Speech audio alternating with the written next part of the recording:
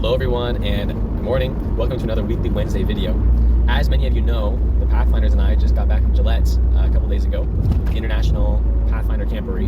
And while we were there, our theme was Believe the Promise. And it wasn't always easy to believe the promise while we were there. God promises to be with us, but of course, as per usual with these Pathfinder Camporees, it was wet, there were storms, there was wind. On a couple occasions, the wind was strong enough to pick up tents and throw them around. And so many people were outside holding their tents down. Meanwhile, it was just pouring rain on Tuesday. The rain was so bad that many people's campsites were waterlogged. It was muddy. Their stuff was just soaked. And it's in times like that that you wonder, man, where is God's promise? Why did this happen? And yet our theme was Believe the Promise. I thought it very ironic.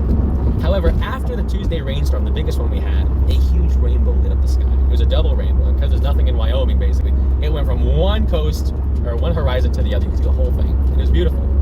And it reminded me that, well, of God's promise to Noah in Genesis, whenever he said, whenever I'm going to put my rainbow in the clouds, and whenever I see it, I will remember the covenant that I have had, or that I made with you not to flood the earth again. The rainbow promise that God made in Genesis was there to reassure the people that he could be trusted, even after a storm. He made that promise because the people at the time, especially after the flood, would have been probably traumatized. Every time it starts raining, they're thinking, oh no, is it going to happen again? They're still getting used to rain. But after each storm, each time where there's stress and problems in their lives, each time when they're wondering, wait, is God actually going to be faithful?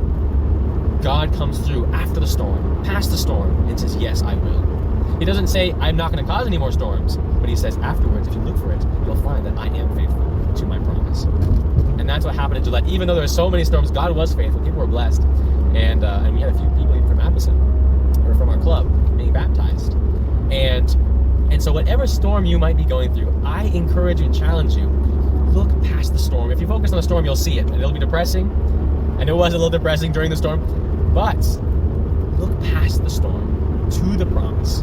And you'll find that God is just as willing to give you evidence that he is with you today as in the time of Noah. He's just as willing to put his rainbow in the sky today as in the time of Noah. That is to say, he is willing to go above and beyond to show you evidence that he loves you and cares for you. He didn't need to put the rainbow in the sky.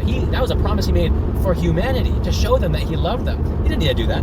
That wasn't a requirement, but he did it to show them, I am faithful. I will be with you. Even after these storms, I'm still there. And so whatever storm you're going through today, this week, this month, look past the storm, and you will find that he is true.